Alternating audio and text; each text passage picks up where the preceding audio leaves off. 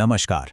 आज हम बात करेंगे दो ऐसे बड़े धर्मों की जो इतिहास के एक ही मोड़ से निकले, जैन धर्म और बौद्ध धर्म। चलिए इनकी जड़ों और फलसफे को गहराई से समझते हैं। तो सीधे उस बड़े सवाल से शुरू करते हैं जो इस पूरी कहानी की नींव है।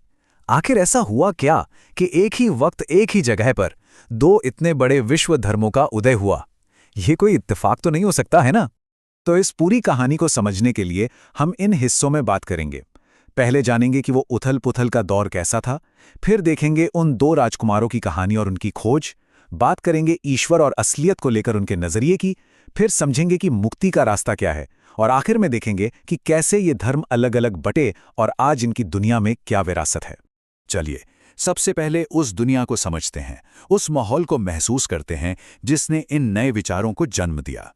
तो सोचिए, 6ठी शताब्दी ईसा पूर्व का भारत, एक ऐसा समाज जो बहुत ही कठोर रीति रिवाजों और एक सख्त जाति व्यवस्था में जकड़ा हुआ था। जो वैदिक परंपराएं थीं, वो बहुत ज्यादा कर्मकांड वाली हो गई थीं, और इसी वजह से बहुत से लोग कुछ नए आध्यात्मिक जवाबों की तलाश में थे। ये एनालॉग या कह लें कि ये उदाहरण उस वक्त की सिचुएशन को एकदम सही तरीके से समझाता है। सोचिए, एक आध्यात्मिक बाजार था जहां सिर्फ एक ही सोच का एकाधिकार था, और फिर अचानक जैन धर्म और बौद्ध धर्म जैसे दो नए मजबूत विकल्प सामने आए। अब बात करते हैं इन धर्मों के संस्थापकों की, और ये कोई आम लोग नहीं थे। ये दो राजकुमार थे जिन्होंने ऐशो आराम की जिंदगी छोड़ दी।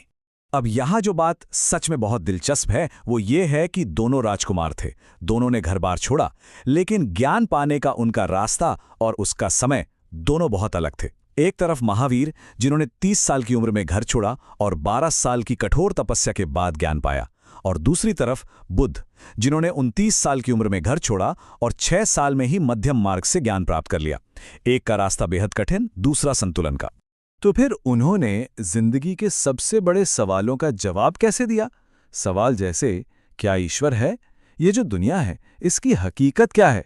अच्छा, इस बात को समझने से पहले एक शब्द को समझना बहुत जरूरी है, नास्तिक। आज हम नास्तिक का मतलब समझते हैं जो भगवान को न माने, लेकिन उस समय नास्तिक वो था जो वेदों की अथॉरिटी को नहीं मानता था। और जैन धर्म और बौद्ध धर्म दोनों ही इसी नास्तिक परंपरा में आते हैं। सोचिए, ये उस समय की धार्मिक व्यवस्था के लिए कितनी बड़ी चुनौती रही होगी। अब आता है एक और शब्द, अनीश्वरवादी।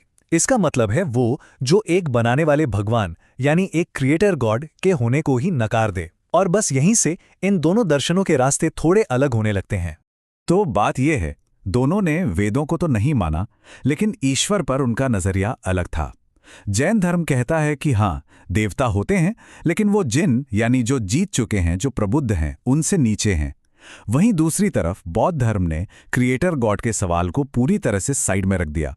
उन्होंने कहा कि इस तरह की फालतू के अटकलों में पड़ना ही नहीं है। ये हमें सबसे जरूरी सवाल पर ले आता है, आखिर ज्ञान मिलता कैसे है? दुख के इस चक्कर से आजादी कैसे मिलती है? मतलब रास्ता क्या है? तो जैन धर्म का रास्ता है बहुत ही कड़े अनुशासन और तपस्या का। ये 5 महाव्रतों पर टिका है।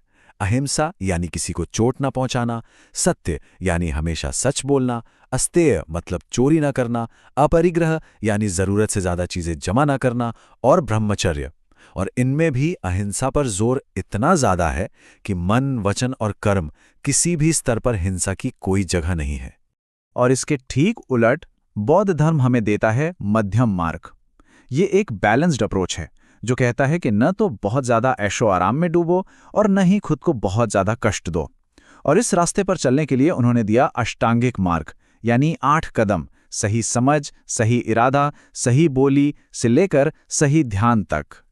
और ये बात कि बौद्ध मार्ग शरीर को सजा देने के लिए नहीं, बल्कि मन को साधने के लिए है। ये संतुलन का रास्ता है, अति का नहीं। ये इन दोनों की सोच के बीच के फर्क को बहुत खूबसूरती से बताता है। तो जाहिर है, जब सोच में इतना फर्क होगा तो आगे चलकर रास्ते भी अलग होंगे। तो चलिए देखते हैं कि इन अलग अलग दर्शनों की वजह से कैसे इनके अंदर ही विभाजन हुए और इनका ऐतिहासिक सफर कैसा रहा। जैन धर्म में आगे चलकर एक बड़ा बंटवारा हुआ इस बात पर कि तपस्या कितनी कठोर होनी चाहिए। इससे 2 धाराएं बनी, श्वेतांबर, जिनके साधु सफेद कपड़े पहनते हैं, और दिगंबर, जिनके साधु कोई वस्त्र नहीं पहनते। सिर्फ कपड़ों का ही फर्क नहीं था। श्वेतांबर मानते हैं कि महिलाएं भी मुक्ति पा सकती हैं, जबकि दिगंबर ऐसा नहीं मानते। और ऐसा ही कुछ बौद्ध धर्म में भी हुआ। यहाँ बंटवारा इस बात पर हुआ कि आखिर लक्ष्य क्या है। क्या सिर्फ खुद का निर्वाण पाना, जिसे अरहत कहते हैं, ये थी हीनयान की सोच, या फिर बोधिसत्व बनकर दूसरों को भी निर्वाण पाने में मदद करना, ये बनी महायान की सोच। और इसी के साथ बुद्ध को देखने का नजरिया भी बदल गया। एक महान टीचर से वो एक दिव्य शक्ति बन गए जिनकी पूजा की जाने लगी। और फिलॉसफी के इन्हीं फर्कों का सीधा असर इनके फैलने पर भी पड़ा। बौद्ध धर्म का जो मध्यम मार्ग था वो कम कठोर था। आम लोगों की भाषा पाली का इस्तेमाल हुआ, और सबसे बड़ी बात, सम्राट अशोक जैसे राजाओं का संरक्षण मिला। इन सब वजहों से पूरी दुनिया में फैल गया। वहीं जैन धर्म अपनी अत्यधिक तपस्या और अहिंसा के कड़े नियमों की वजह से, जैसे खेती पर भी रोक, आम लोगों के लिए अपनाना मुश्किल था। इसलिए ये ज्यादा फैल तो नहीं पाया, लेकिन इसका समुदाय बहुत छोटा और मजबूती से जुड़ा रहा। तो आखिर में इन सब बातों का क्या मतलब निकलता है, और ये हजारों साल पुरानी परंपराएं आज की दुनिया में कहाँ खड़ी हैं? देखिए, जापान से लेके झारखंड तक ये धर्म सिर्फ इतिहास की किताबें नहीं हैं, ये आज भी जिंदा है। हाल ही में जो जैन समुदाय ने अपने पवित्र स्थल सम्मेद शिखर जी को लेकर विरोध प्रदर्शन किए, वो इस बात का सबूत है कि ये मान्यताएं कितनी जीवंत हैं और आज के मुद्दों से कितनी गहराई से जुड़ी हुई हैं। और ये हमें एक आखिरी सवाल के साथ छोड़ जाता है।